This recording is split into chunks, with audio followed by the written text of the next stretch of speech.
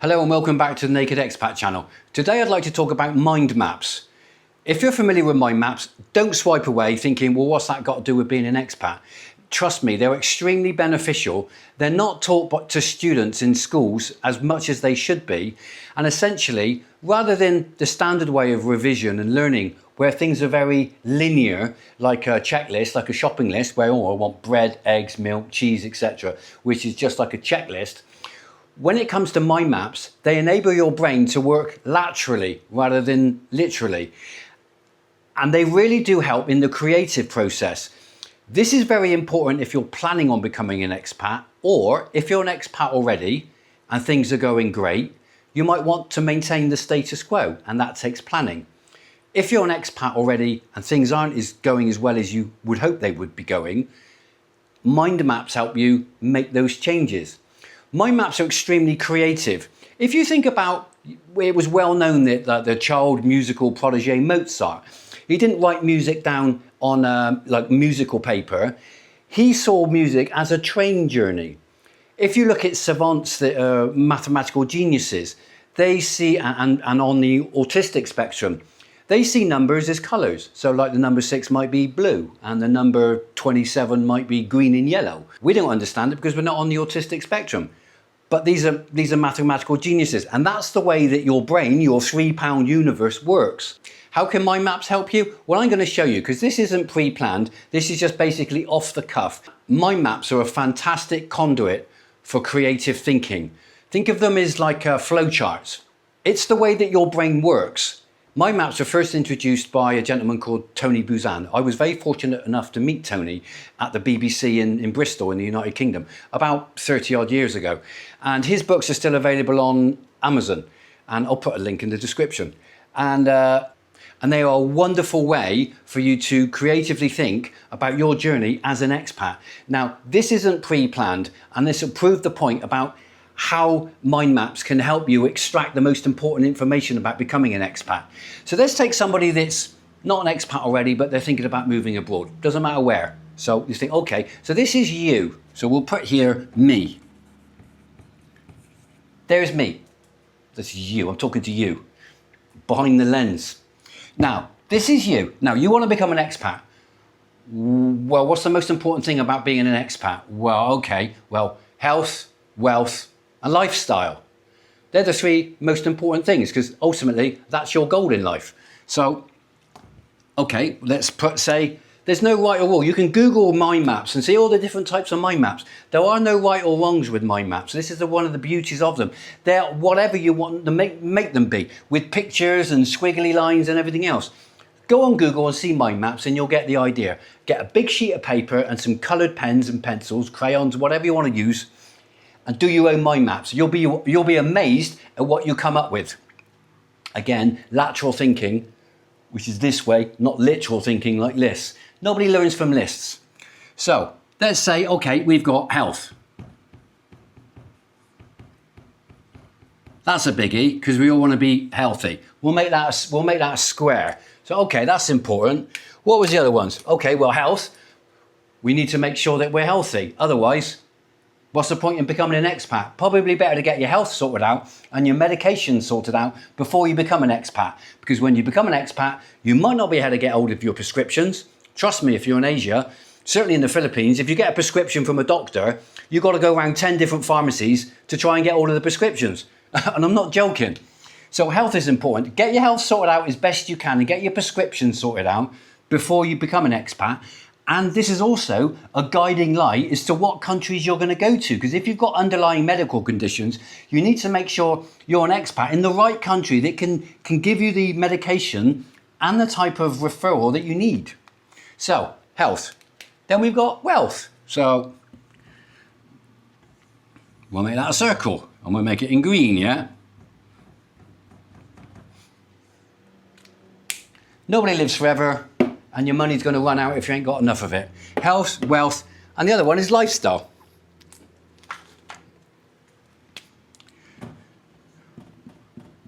We'll shorten that to life. We'll make that a triangle. Okay. So we've already started. This is our mind map. We're going to become an expat soon. Yeah? This is expat mind map. Bear in mind, this is completely off the cuff. Now, health. Is your health good? Yes or no? Question mark, health. Yes? Yeah, my health is okay. That's okay. Yeah, okay, great.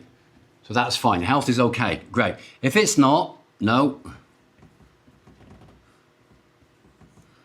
Then maybe you've got to make sure your medications and everything is sorted out before you become an expat. If your health is okay, okay, fine, great. When you become an expat, what else is important about health? See, because we're going to expand on this. I need a bigger board. I've already got a big board, but I'm getting even bigger now. Health. Is your health okay? Yes, okay. Can you get the prescriptions? So, meds. There. Treatment.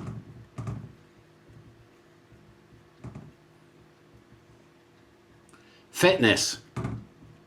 It may be that you have to maintain some sort of fitness regime. Certainly you have to as an expat. It's easier to sit around watching the sunset and drinking cold beer all day long, but at the end of the day it's going to kill you. So, if your health's important, if your health is okay, yeah, fine, okay, so we're going there. These are important. Meds, treatment, fitness. This is going to dictate which country you choose to become an expat. Wealth. Have you got enough money? Because believe you me, if you do all your sums, yeah, you do all your sums about how much you think it's going to cost to become an expat, and then, trust me, times it by about 3, because that's how much it's realistically going to cost you in the real world. Now, your health. Have you got enough money to retire? If not, stay in your country until you have got enough money to retire. Wealth, is that okay? Where's that money going to go? So, is it going to be onshore? Say if you're in America, so if you're in the USA, or if you're British in the UK, question mark. Is it going to be offshore? Where's the majority of your money going to be? Because bear in mind, you're an expat, so you're going to a different country. So is your capital going to follow you? Or are you going to leave it offshore? You certainly don't want to move to somewhere like Thailand or the Philippines and move all your capital there. You'd be nuts. So, onshore, does it stay in the UK and the US? And if so, how? Where? When? Which provider? How much risk are you going to take? What sort of income is it going to generate you with your assets? Are you going to maintain property in the USA or the UK and rent it out, which is a great idea? Or offshore? Offshore where? Offshore investment platform, which is competitive, yeah? Not an offshore portfolio bond where you're going to get ripped off. So, wealth, onshore, offshore. Then, before you move, have you made wills? Have you made a will for the US and UK? And have you got an international will which is relevant to the country where you're moving to? So in the Philippines, you can have what's known as a holographic will, which is handwritten. You're not allowed to make any mistakes, otherwise you've got to start again. And you can write a holographic will out, sign it, doesn't need witnessing, and that's legally valid in the Philippines. Holographic will. Wills, you need those in case you die. But what happens if you don't die? Well, this is health here. Health, wealth, they kind of go hand in hand, yeah? What happens if I don't die? Well, health, here we go. We got POA, power of attorney. Who's going to make decisions on your behalf if you lose your marbles and you're not able to? See where we're going here with this mind map, and this is completely unplanned. So, power of attorney, question mark. If you lose your marbles, who's going to make financial and medical decisions on your behalf? Because you're a cabbage. You're just in a wheelchair, somebody else got to make decisions. You're not dead yet, so your will's not enacted. It hasn't come into force. Wills only come into force when you die. So you need powers of attorney, enduring powers of attorney. And you can normally have 2 types, one for your finances and one for your health. So that's important. It's also important and dictates what country you're going to live in as an expat. Lifestyle. Again, lifestyle comes into fitness as well. Are you going to sit around drinking with other expats all day long and, living somewhere like Dumaguete in the Philippines, where it's like God's waiting room? There's bugger all to do there apart from walk up and down the promenade, but that's not going to keep you really that fit. And in a lot of countries in Asia, there's no sidewalks, there's no pavements. If you're lucky enough to live somewhere like, say, near Clark, you've got all of the bicycle lanes and jogging tracks and everything else. But in Asia, it's very limited. Sidewalks and pavements are very limited. People say, oh, I can walk and get enough exercise. Well, if you live in a big subdivision, again, yes, you might be able to. Get a dog like I've got. Walk the dog twice a day. Yeah, fantastic. You live in a subdivision. Oh, hang on a minute, Sherlock. That means I've got to live in a subdivision. That means, what are you doing living in somewhere like Dumagetti or whatever? That hasn't got big subdivisions.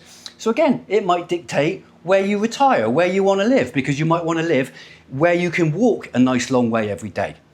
You can also go walking and hiking in the mountains, but again, hiking is very, very health dependent because you've got to be fit. Trust me, I've done it. I've hiked on some of the mountains around the Philippines, and you've got to be fit in order to do that, believe you me. And the weather can be a bit suspect. Lifestyle. So, what are you going to do with your life? Are you a drinker? Are you a smoker? Are you a socializer? So, you've got lifestyle, you've got social, you've got hobbies. Do you play any sports? That's going to dictate where you live. Social life, societies. Do you play cards, poker, backgammon, chess, hobbies? Your wife or your partner might be into sewing or knitting or pottery or art, drawing, painting, sports. You might be into golf, archery, pool, snooker, basketball, soccer, rugby, cycling. You might like riding like I do, big motorcycles, on a motorcycle tour. You don't want to be living in the middle of nowhere with a large capacity CC motorcycle unless you're great at maintenance yourself, because you're not going to be able to get it serviced and no one's going to be able to look after it. They're just going to mess it up. So, social life, hobbies, sports, these all dictate, again, where you're going to live. So hobbies, social life. Oh, I might want to be somewhere where there's, you might like 5-star every now and again. You might want 5-star restaurants. You might want golf. Great if you live on Luzon in the Philippines. There's lots of golf courses south of Manila, lots of golf courses north of Manila. Cebu, Davao, Iloilo, other random places. How many golf courses? It's going to dictate where you go. You want to play golf, probably better off being an expat in Thailand. Amazing golf courses. 5-star restaurants. Casinos. You might want casinos. You might want running. You might want to become a member like the Hash Harriers, which is a drinking club with a running problem. All of these will dictate what you want to do. You might be into archery. You might be into whatever you're into, your lifestyle. Also, your partner. Life. So,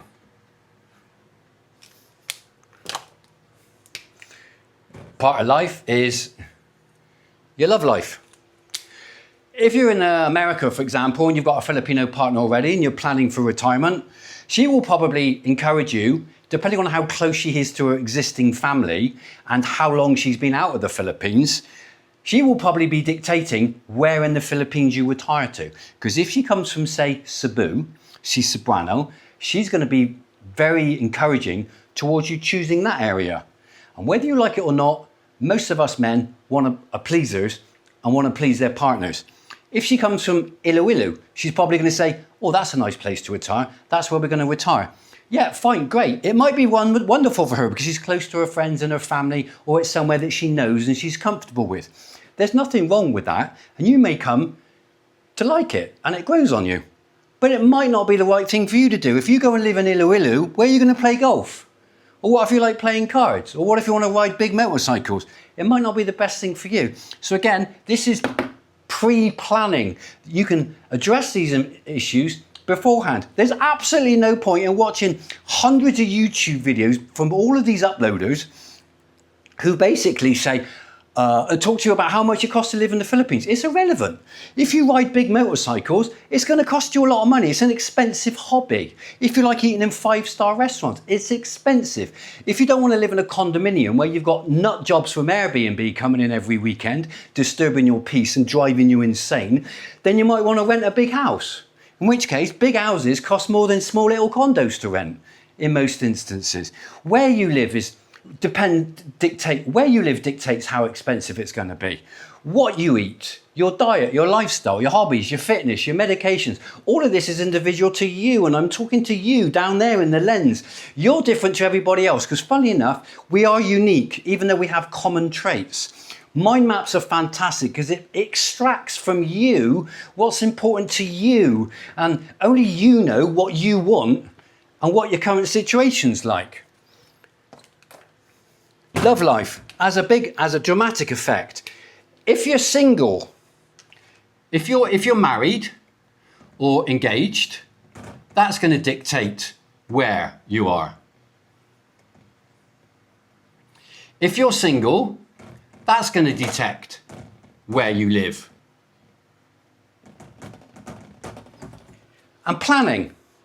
Do you want to meet somebody online before you come to Asia, as an example, or Colombia or Brazil or Sweden, anywhere? It doesn't really matter. The same applies to all expats. If you're single, where are you going to live? And are you going to meet that person before you actually become an expat? Because it's very popular, and in some instances quite prudent, to meet somebody online and go and visit them a few times in the Philippines or Thailand and build up that relationship, an LDR, a long distance relationship, and meet them, see if in the flesh and blood they're just as nice as they appeared online. And if you're very, very lucky, and they are, and they stay loyal to you and committed in this long distance relationship, and together you're counting the days until you can retire and be with her, because generally it's LDR relationships are a foreign guy coming to places like Asia and meeting the lady, then fantastic. You can build that relationship and then aim as a target to be there eventually. In doing so, if you're single and you meet somebody online through online dating, that person is going to dictate to some extent where you live. Because if she comes from Cebu, she's probably not going to want to live in Luzon. And there's a lot of snobbery with ladies from Luzon, Manila, if they're Kapampangan in the north, Pampanga.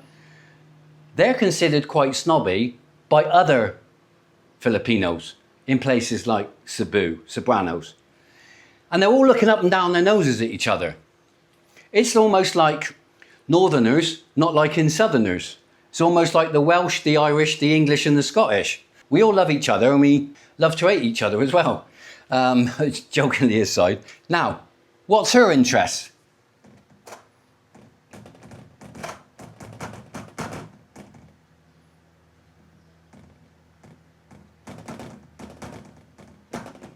And what's her health like?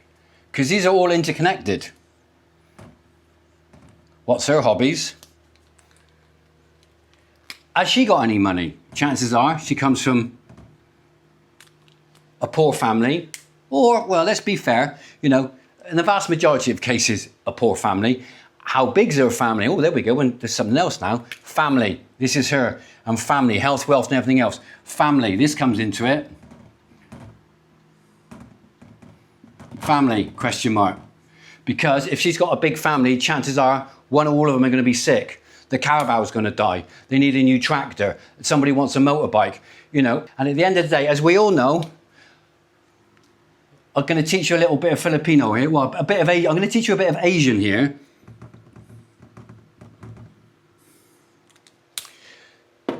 Loan. When you loan money in Asia, they don't spell it loan. It's spelled G-I-F-T. Loans are spelled G-I-F-T in Asia. Never forget that. Loans are gifts. You're very unlikely to get any of it back. Anyway, I digress. But see, this is all about mind maps. You're going to digress. Do your own. You'll love them. They're fantastic. So family. How big's their family? Is it big family or small family? How many brothers and sisters have they got?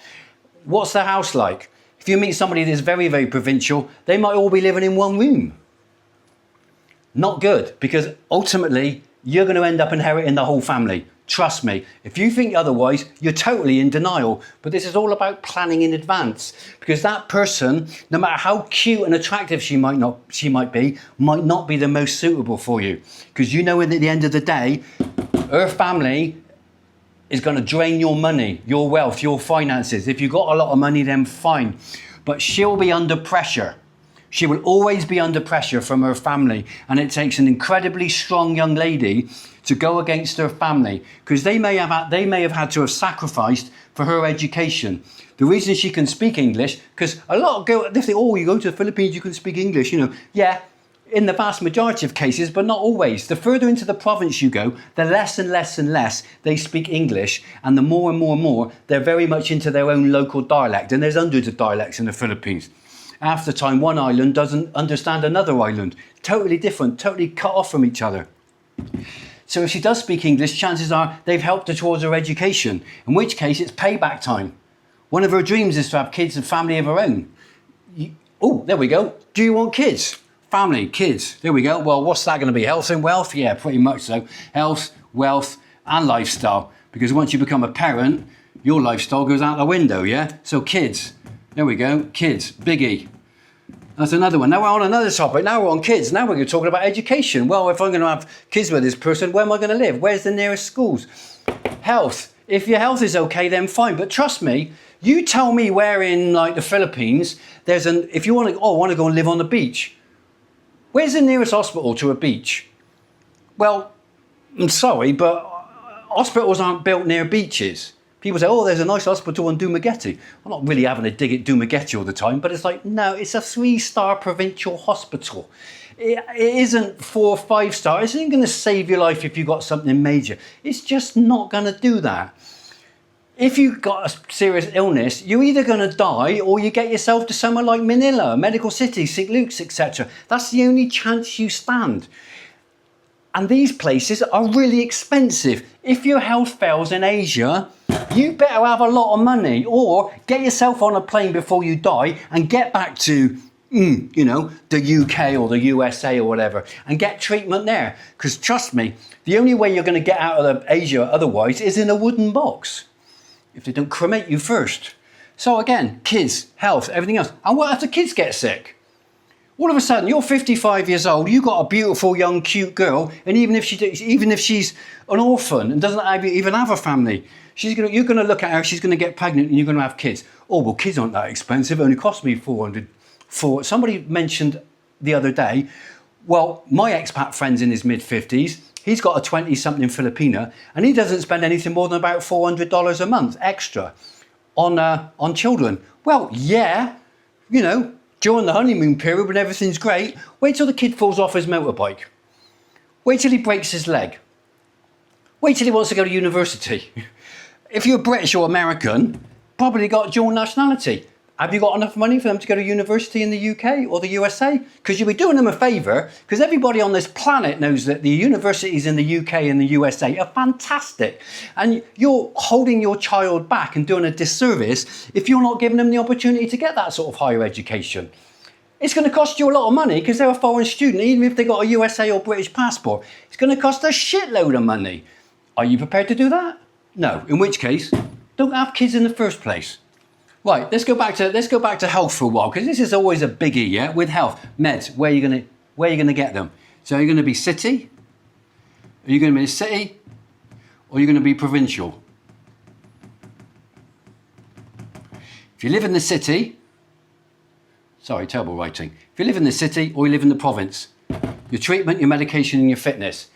Can't really do a lot of fitness in the province. There aren't any facilities. You might be lucky if you've got some tiny little gym, but you're not going to be able to go jogging or anything like that, or big swimming pools. You are in like towns and stuff, you know, some resorts, but you know, when it comes to lap pools, Olympic-sized swimming pools, you haven't got them, not to really stretch out. I'm a very strong swimmer, and there's, luckily enough, where I live, there's some Olympic-sized swimming pools. So your medication and your treatment and your fitness level is going to dictate where in Asia you live, where you're going to be living in a city, a town or a province. That's very, very important. Kids, they're going to dictate where you live. If you've got kids, that's going to dictate, because they might want to go to international school. Or certainly you might want to send them to an international school. So that's going to dictate where you're going to live. Do you need babysitting? This is where a partner with a big family comes in, because in Asia, it's all about family, yeah? That's actually a good thing, because you can get cheap babysitting. Because Lola, grandma, grandpa, anybody, they're all going to be happy to look after a mixed-race child, your kids. Yeah, of course they are. You know, keep it in the family. That's great. What happens if your relationship breaks down? Then what are you going to do? Well, let's hope to God you haven't bought a property. And certainly in most countries, like the Philippines, if you're married and the title is in the partner, the wife's name, the Filipino name, married to you. But she's the owner. She's the owner of the plot. She's on the title deeds. She's the owner of the land. And you're just a named party. She can sell that land and get loans off against it without you knowing. If your relationship breaks down, does all of this fail? Where's your exit?